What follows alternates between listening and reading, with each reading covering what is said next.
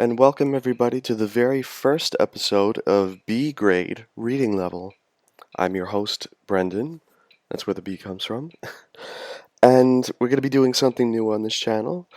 Some of our other Gray Boys that you already know are either doing their own videos on card openings or phone games with different video games.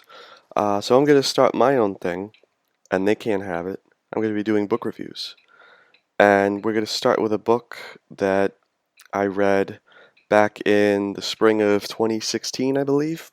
And it's one of my favorite books of all time. And that book is The Martian by Andy Weir.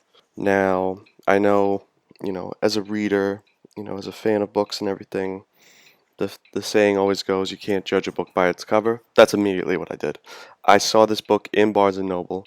I thought the cover was amazing. I thought it looked super cool. Of course it did say soon to be a major motion picture starring Matt Damon. But I just thought the cover art was really cool. And it's on the screen right now so you could see.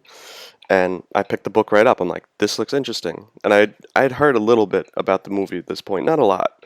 But read the back cover. Again, sounded really good. At the time, I don't think I was reading too much. I think I was about to finish up a semester of school. I was going to have some free time. I'm like, let me read a new book. And let me tell you, I loved it. It got me from the very first couple of sentences. And just for shits and giggles, I will read you the first few sentences. Chapter 1, Log Entry, Soul 6. I'm pretty much fucked. That's my considered opinion. Fucked. And right there, I'm like, whoa, this is good. And it just continues on. Your main character, his name is Mark Watney. He's on a mission to Mars with a group of other, NASA astronauts. And 6 days into their roughly 35-day, trip to Mars, just to, gather whatever intel they can, just like the first moon landing, collect rocks, just get whatever data they can. And just to be able to be part of the first mission to Mars. A huge sandstorm comes, and the crew immediately realizes if they don't get on their, rocket to get back up to their ship that's in orbit, the sandstorm will literally wipe them out and kill them all. So, everyone in the crew except Mark gets back to the ship that brings them to the main ship. They presume he's dead because the sandstorm is so dark and strong they can't see 2 feet in front of them. And when his radio comm goes off and they lose sight of him because he got hit by a piece of debris, they assumed he was dead. And of course he wasn't. Luckily enough, his whole the whole camp wasn't destroyed. He was able to go back, fix his suit, and he spends almost 2 years on Mars by himself, which is just a horrifying thought. And the whole concept is he determines based on the food that was there. Luckily enough, it was a 6 to 7 man crew, so there was more food, for enough people. And he was able to determine if I ration and get really lucky with all these potatoes and stuff, maybe I'll last 3 months, something like that. But he already knows in his head that the next scheduled mission to Mars is 4 years off. So it's well, that's great. They'll be able to pick up my dead body. And that's literally the way he talks. His humor is great. The book is told from 2 points of view. One being his through the camp's log entries. So he'll just log on every day or so and just kind of update for whoever would see it in the future.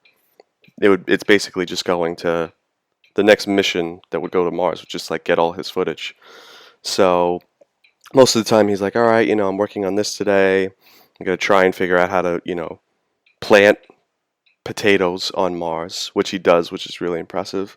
But then other times he literally will just go on this log entry, which is, going to be seen by different doctors and NASA astronauts in the future. He does, and he doesn't care. For example, on page 64, there's just log entry Soul 61, and this is all it says. How come Aquaman can control whales? They're mammals. Makes no sense. He literally logged on one day just to write that. He's just so over the top. It's perfect.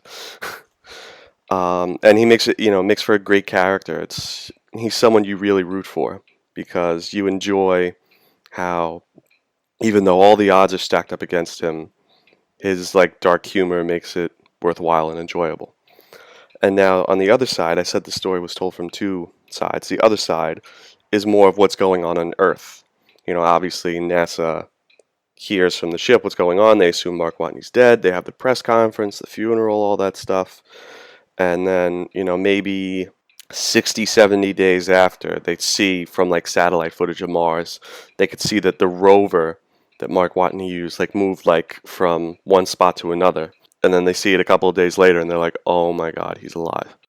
So, NASA doesn't know what to do. They're trying to get in contact with him as best as they can. Like, hey, try and do this, try and do that, try and do this, try and do that, trying to help him stay alive. And they're more of a burden to him than he is to him. He's doing better without them in his ear. And then the rest of the crew that he was with actually it's not their idea. It's someone who works for NASA.